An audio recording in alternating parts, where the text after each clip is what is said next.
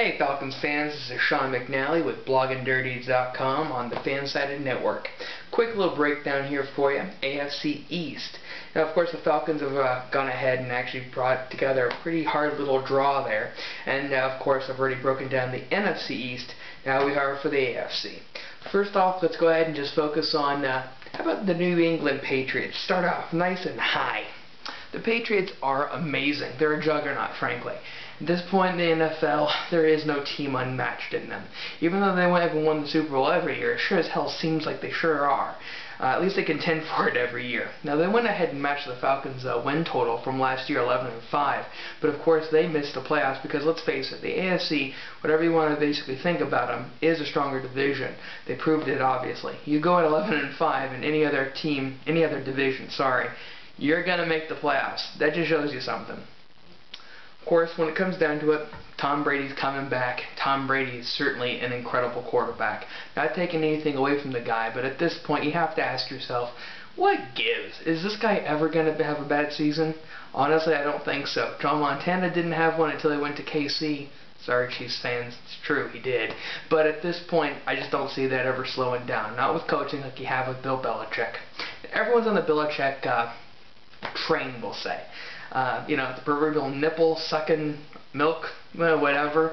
He's a proven coach. That's all it comes down to. The guy goes ahead and shows results, he plays well, and his guys are always prepared. Now, of course, Miami, the next team I'm going to be talking about in just a second, went ahead and gouged them for, I think it was 5 Wildcat touchdowns in the first couple of weeks of the season.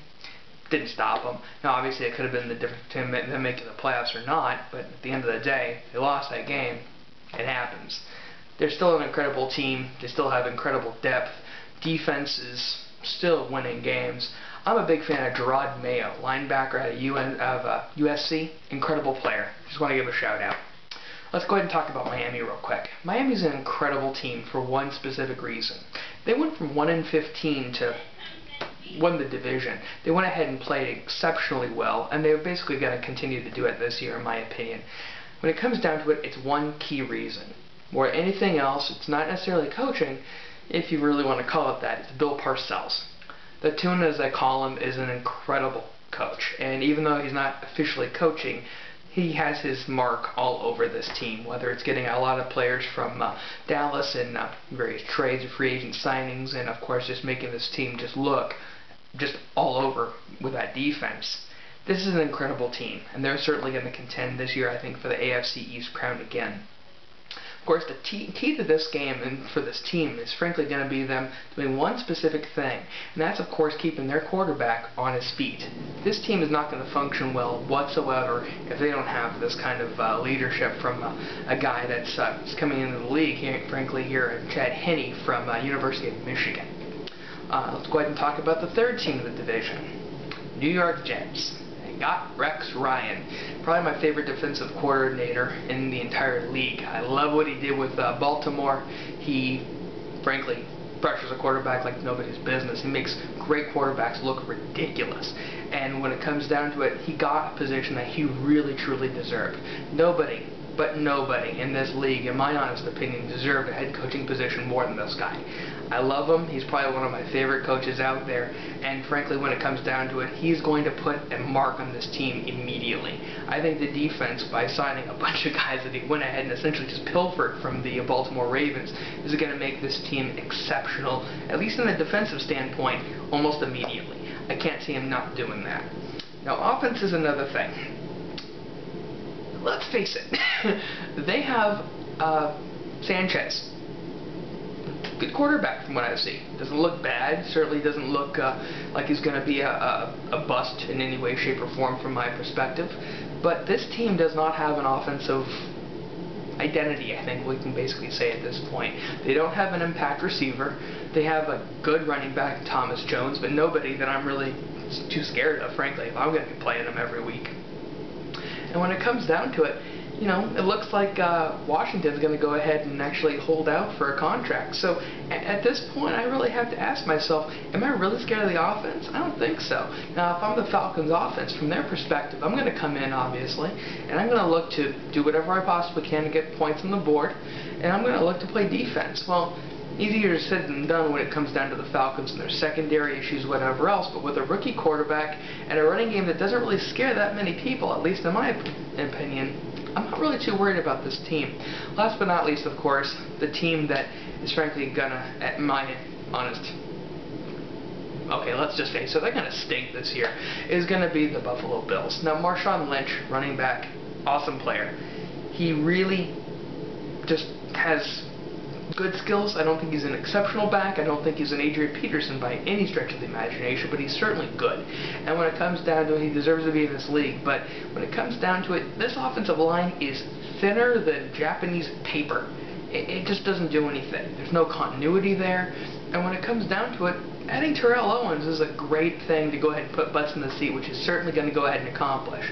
But at this point, is anyone really excited about this team except for the guys over at Buffalo Down or the guys up in Buffalo? I don't really think so.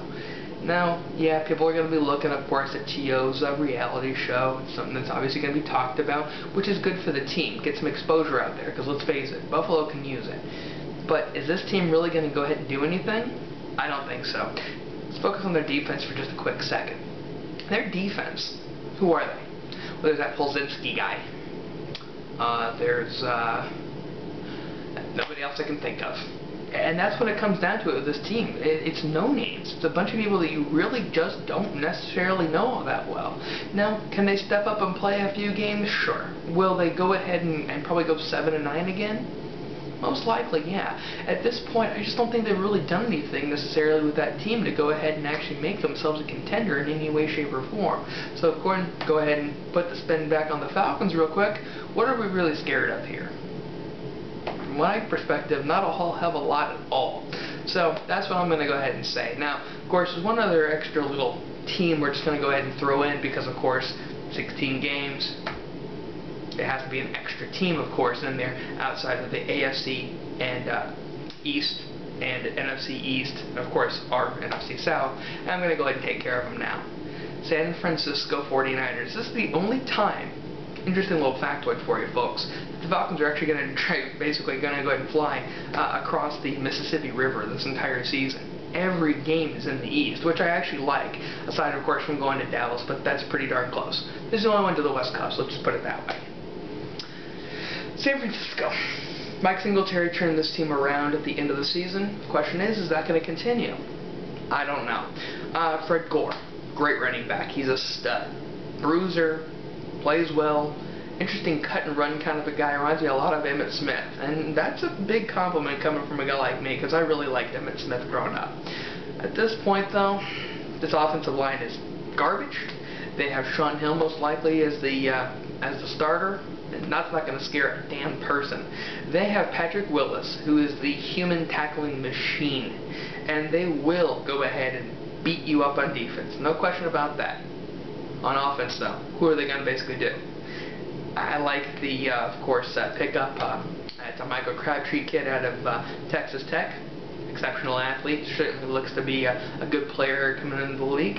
We'll find out what happens, but at this point, with a quarterback like that, Shaun Hill, and with an offensive line, that's just a recipe for disaster. So, this is Dirty Bird with a Blog and Dirty, and I'm signing off. Have a great day, guys. Take care. Bye.